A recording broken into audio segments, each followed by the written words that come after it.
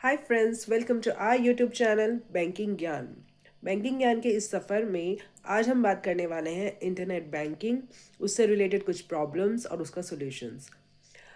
पहली बात तो एक मैं आपको इन्फॉर्मेशन दे देती हूँ कि जो भी सेंट्रल बैंक ऑफ इंडिया की जितनी भी साइट्स हैं जिसमें लास्ट में आता था centralbank.co.in, centralbank.co.in, वो जो डोमेन है वो चेंज हो चुका है। उस डोमेन का नाम अब हो गया है centralbank.bank.in। तो जब भी आप नेट बैंकिंग या सेंट्रल बैंक की खुद की साइट ओपन करेंगे या VKYC या KYC कोई भी चीज़ करने के लिए आप उसकी साइट ओपन करेंगे, तो आप ये बात ध्यान रखिएगा कि लास्ट में जो डोमेन आएगा वो centralbank.bank.in हो जाएगा। ठीक है। नेक्स्ट हम बात करते हैं इंटरनेट बैंकिंग की। इंटरनेट बैंकिंग हम इस पे पहले भी एक मेरा वीडियो आ चुका है। आज मैं और आपको डिटेल में बताने जा रही हूँ। सेंट्रल बैंक में क्या हो रहा है कि जो नेट बैंकिंग है ना वो 2 टाइप्स की प्रोवाइड की जाती है। एक होता है पर्सनल नेट बैंकिंग, एक होता है कॉर्पोरेट नेट बैंकिंग। क्या डिफरेंस है? अगर आप इंडिविजुअल अकाउंट मेंटेन कर रहे हैं, सेविंग्स अकाउंट मेंटेन कर रहे हैं, तो आपको पर्सनल नेट बैंकिंग दी जाएगी। ठीक है। अगर आपका प्रोप्राइटर अकाउंट भी है, क्योंकि प्रोप्राइटर में सिर्फ एक ही बंदा होता है जो लेन देन कर रहा है, प्रोप्राइटर जो खुद है, तो उसको भी इंडिविजुअल नेट बैंकिंग या पर्सनल नेट बैंकिंग दे दी जाती है।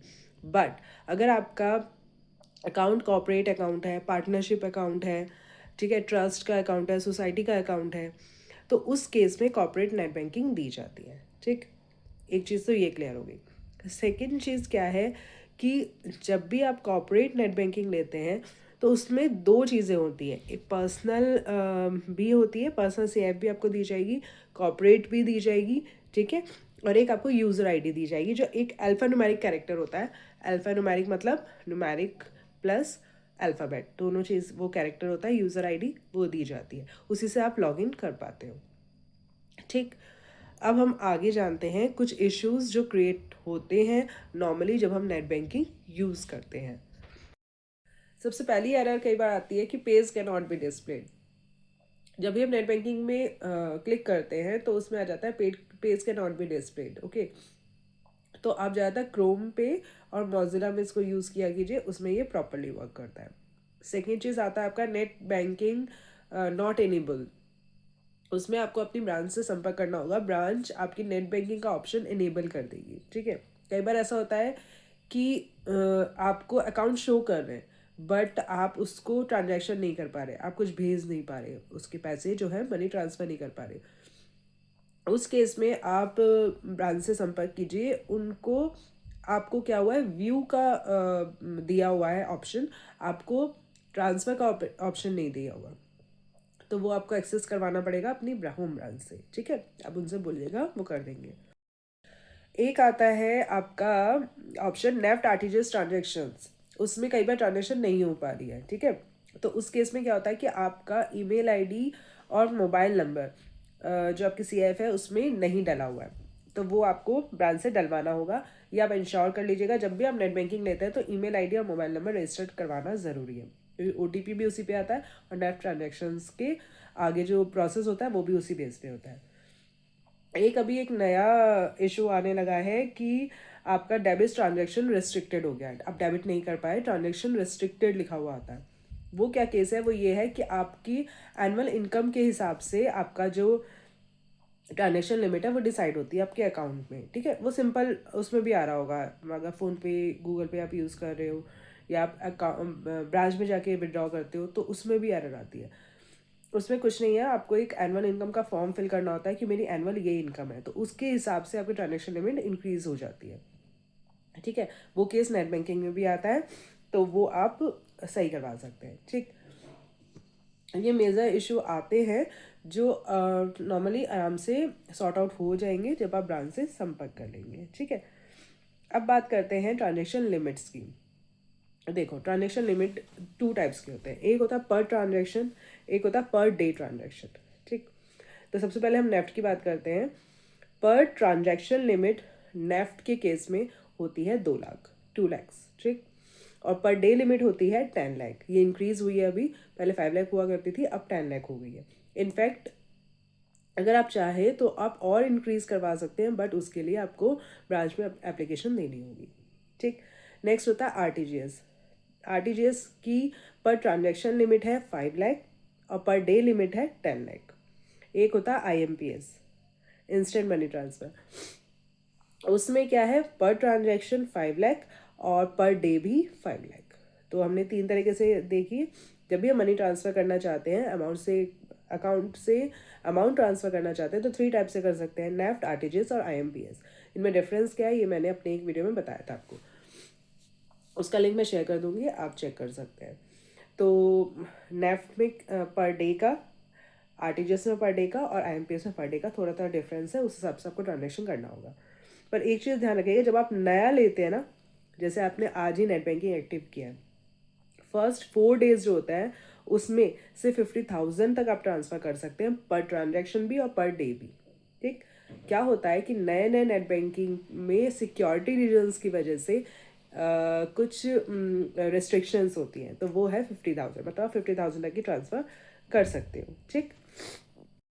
ठीक है। अब फर्स्ट 4 ट्रांजेक्शन, एक और केस हो सकता है, एक और केस क्या हो सकता है कि आपने नेट बैंकिंग अभी दोबारा रजिस्टर कराई है, बट आपका बेनिफिशियरी ऑलरेडी एडेड था, जैसे कि सेंड ईज में है।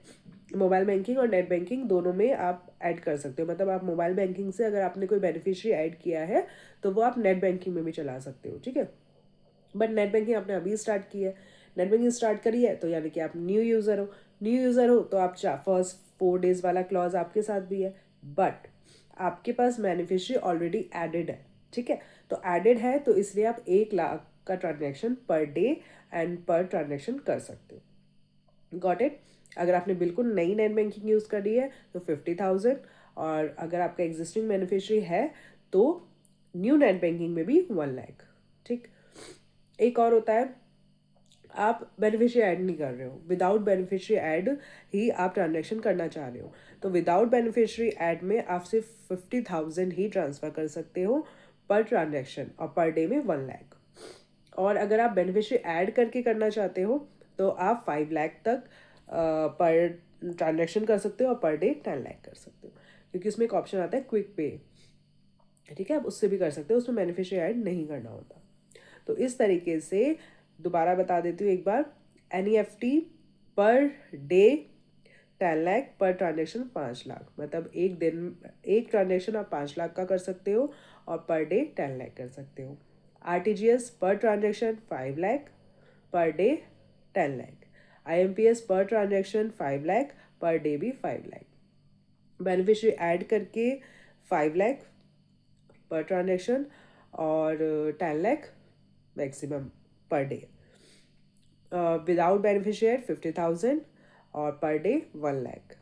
न्यू कस्टमर, न्यू यूज़र, मतलब न्यू नेट बैंकिंग, अगर आप नया बेनिफिशियरी ऐड कर रहे हो तो 50,000 कर पाओगे, और एग्जिस्टिंग बेनिफिशियरी है तो 1 लाख कर पाओगे। ठीक, डन। अब बात करते हैं प्रॉपराइटर अकाउंट। प्रॉपराइटर अकाउंट वो अकाउंट होते हैं जिसमें है तो वो करंट अकाउंट, पर उसको मैनेज एक बंदा कर रहा है, प्रोपराइटर जो है उसका। ठीक है। उसमें पर ट्रांजेक्शन 25 लाख आप कर सकते हो, और पर डे ट्रांजेक्शन आप 1 करोड़ तक कर सकते हो। वो आपको अपनी एप्लीकेशन देनी होगी ब्रांच में, और ब्रांच से ही वो जो ट्रांजेक्शन लिमिट है वो इंक्रीज होगी। ठीक है। RTGS same, 25 lakh per transaction, 1 crore per day.